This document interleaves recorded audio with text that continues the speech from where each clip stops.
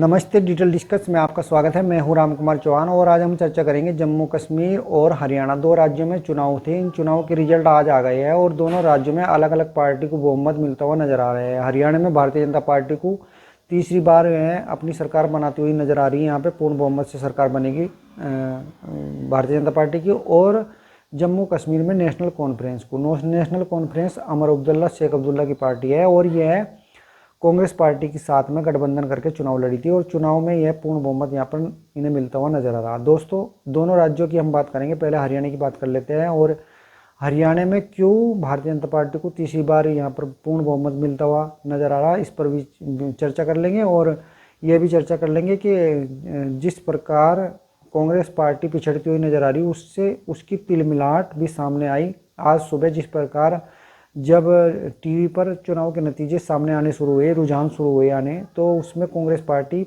आगे बढ़ी हुई नजर आई, मगर थोड़ी देर में वह पीछे चली गई और भाजपा आगे हो गई। तो इस बात की शिकायत भी कांग्रेस पार्टी ने चुनाव आयोग को करा दी कि जो है कि क्यों हम पहले रुझानों में आगे रहे और एकदम पीछे कैसे हो गए और इतनी धीमी गति से क्यों चुनाव के रिजल्ट आ रहे हैं। और एक भ्रम की स्थिति पैदा करने की कोशिश की देश के अंदर के कहीं ना कहीं हम तो आगे जीत रहे थे, मगर भाजपा ने कुछ गड़बड़ घोटाला करके हमें पीछे कर दिया और हराने का प्रयास करे। इस प्रकार की एक विचार देश के अंदर देने का काम किया कांग्रेस पार्टी ने। मगर वह दूसरी ओर जम्मू कश्मीर में जहां उनकी पूर्ण बहुमत से उनके रुझान भी आ रहे हैं, उनकी पार्टी जीतती भी नजर आ रही है, उस पर कुछ भी उन्होंने नहीं बोला। तो ये दोहरा चरित्र कांग्रेस पार्टी का फिर से एक बार जनता के सामने आ गया।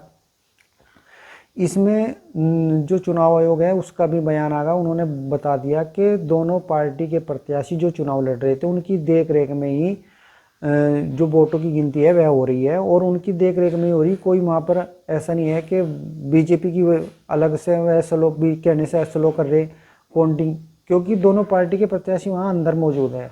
उसके बावजूद भी अपने प्रत्याशियों पर भी कांग्रेस पार्टी को भरोसा नहीं है और वो चुनाव आयोग में जाकर शिकायत कर रही। तो दोस्तों, ये मानसिकता है कांग्रेस पार्टी की। जहाँ पर वह हार जाते हैं तो वहाँ पर वह ठीकरा फोड़ देते हैं ईवीएम को या चुनाव आयोग को या वहाँ की जो सरकार है उसे, और जहाँ पर वे जीतते हैं वहाँ पर वे इस बात का ठेकड़ा कोई कुछ नहीं फूंकते और वह बताते हैं कि ये जो बीजेपी है इसे लोगों ने हरा दिया।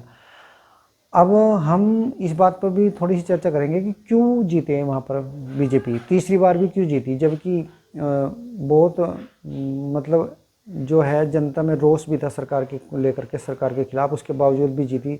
देखिए, ये जो जीत है यह तीन आदमियों की वजह से मुझे लगता है। एक तो है इसमें जिताने वाले बीजेपी को प्रधानमंत्री नरेंद्र मोदी जी। जिस प्रकार नरेंद्र मोदी जी ने वहाँ पर खट्टर को बदल कर मुख्यमंत्री वहाँ पर चेंज किया, नायाब सैनी जी को लेकर के आए, तो ये जनता को ये फैसला बहुत पसंद आया। एकदम 6 महीने पहले ही भले ही उन्हें बदला हो, मगर नायाब सैनी जी ने भी, दूसरे आदमी है नायाब सैनी जी ने भी एकदम बहुत ही बढ़िया जनता से कनेक्ट हुए आते सार और ज़मीनी स्तर पर उन्होंने काम करना शुरू करा। लोगों के बीच में गए और लोगों के बीच में जा करके उन्होंने अपनी बात रखी और बहुत सरलता और सौम्य स्वभाव से वे जनता से मिले, उनके काम किए और अपनी एक पहचान बना ली बहुत ही कम समय में। तीसरे जो मैं इस चुनाव के मास्टरमाइंड या इसे जिताने वाले बताऊंगा वह है उत्तर प्रदेश के मुख्यमंत्री योगी आदित्यनाथ। योगी आदित्यनाथ ने भी ताबड़तोड़ रैलियां जो हरियाणा के अंदर करी उसका काफ़ी प्रभाव पड़ा और जिस प्रकार उन्होंने अपने भाषणों में बताया कांग्रेस की दोहरी मानसिकता को, तो लोगों में कहीं ना कहीं एकजुटता नजर आई और उन्होंने जातिवाद से ऊपर उठ करके वोट करे।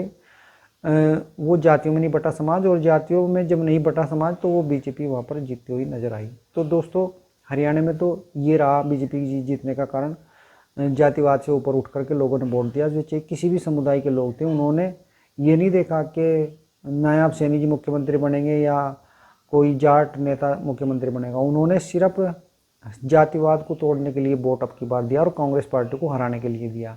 वे सब भूल गए, खट्टर सरकार की जो नाकामयाबी थी वो सब भूल गए और फिर से भाजपा को उन्होंने सत्ता में ला करके हरियाणा में खड़ा कर दिया। और दूसरी तरफ दोस्तों, आप बात कर लेते हैं जम्मू कश्मीर की। जम्मू कश्मीर में जो है नेशनल कॉन्फ्रेंस की सरकार बनी, जो पहले अमर अब्दुल्ला वहाँ के मुख्यमंत्री थे, फिर से वह भी अब की बार भी मुख्यमंत्री हो सकता है अमर अब्दुल्ला ही बने।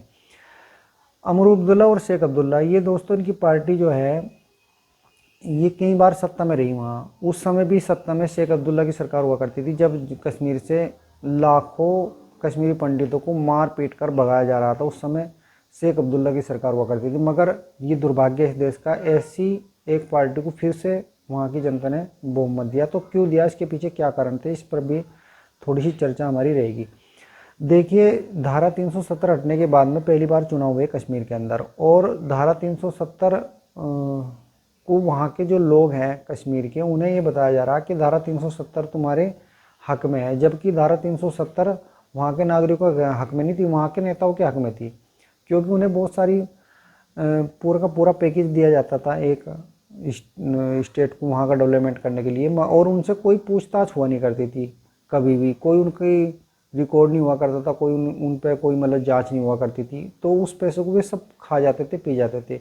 मगर अब धारा 370 हटने के बाद में अब जो सरकार नई बनेगी, जो भले उसके शेख अब्दुल्ला मुख्यमंत्री बने, पूरी की पूरी जो नियम कानून अन्य राज्यों में लगते हैं भारत सरकार के, वह जम्मू कश्मीर में भी लगेंगे। तो वहाँ जो विकास के लिए पैसा दिया जाएगा वो विकास में ही लगेगा, कोई उसे खा नहीं सकता। खाएगा तो उसे जिस प्रकार अरविंद केजरीवाल जेल के अंदर रखा है, तो इस प्रकार अंदर जेल के अंदर जाना पड़ सकता है। तो अब स्थिति परिस्थिति पूरी की पूरी मोदी सरकार ने वैसे जम्मू कश्मीर की बदल दी। मगर ये वापस क्यों आए, हम इस पर चर्चा कर रहे थे। हम चर्चा इसलिए कर रहे थे ये, क्योंकि जिस प्रकार राहुल गांधी और शेख अब्दुल्ला की पार्टी ने मिलकर वहाँ चुनाव लड़ा और घोषणा की कि अगर उनकी सरकार दोबारा बनती है, मतलब उनकी सत्ता में वापसी होती है, तो वह धारा 370 दोबारा लेकर के आएंगे। ये लेके नहीं आएंगे, ये सिर्फ इन्होंने वादा करा था जनता के साथ में, और कुछ नहीं हो पाएगा। ये सिर्फ अपने खाएंगे पिएंगे, 5 साल ऐसे ही बिता देंगे। मगर 5 साल के बाद में जनता फिर ठगी की ठगी रह जाएगी। उन्हें पता लग जाएगा कि धारा 370 तो इस देश के अंदर कभी वापस आ ही नहीं सकती। तो दोस्तों, ऐसा नहीं है कि वहाँ के लोगों ने बीजेपी को समर्थन दिया। बहुत सारे लोगों ने, कई सारी ऐसी सीटें भी हैं जहाँ पर बीजेपी को भी बहुत वोटें मिली है, मुस्लिम समाज की भी वोट मिली है। मुस्लिम जो क्षेत्र हुआ करता था वहाँ पर जो कैंडिडेट थे, मुस्लिम कैंडिडेट बीजेपी ने वहाँ पर उतारे थे, उन लोगों को भी काफ़ी वोट मिली। तो बहुत सारे लोग जम्मू कश्मीर के भी बीजेपी के भी समर्थन में हैं। इस बात का जो वो है पता अभी जब वोट सारी क्लियर हो जाएंगे और आंकड़े सामने आएंगे, कितनी वोट मिली बीजेपी को और कितनी कांग्रेस पार्टी को मिली, तो उससे लगाया जाएगा। तो कहीं ना कहीं वैसे तो जम्मू कश्मीर के अंदर चूक गई बीजेपी सरकार बनाने में, और नेशनल कॉन्फ्रेंस कामयाब होती हुई नजर आई। अब देखने वाली बात यह है कि क्या नेशनल कॉन्फ्रेंस आने से जम्मू कश्मीर में आतंकवाद बढ़ेगा, या जैसे शांति अभी पिछले 5 सालों से 10 सालों से बनी हुई थी वो बनी रहेगी। तो ये देखने वाली बात है। और हरियाणा के अंदर भी जिस प्रकार बीजेपी ने हैट्रिक मारी है, यह बधाई के पात्र है और बढ़िया है। नियाब सिंह सैनी जी को मैं बधाई देना चाहता हूँ। दोस्तों, अगर आप भी हमारी बातों से सहमत हो तो आप हमारे चैनल को सब्सक्राइब कर लीजिए, वीडियो को लाइक शेयर जरूर कर देना, और अपनी कमेंट में लिख करके अपने विचार भी हमें बता देना। अगली वीडियो में फिर मिलेंगे, तब तक के लिए नमस्कार।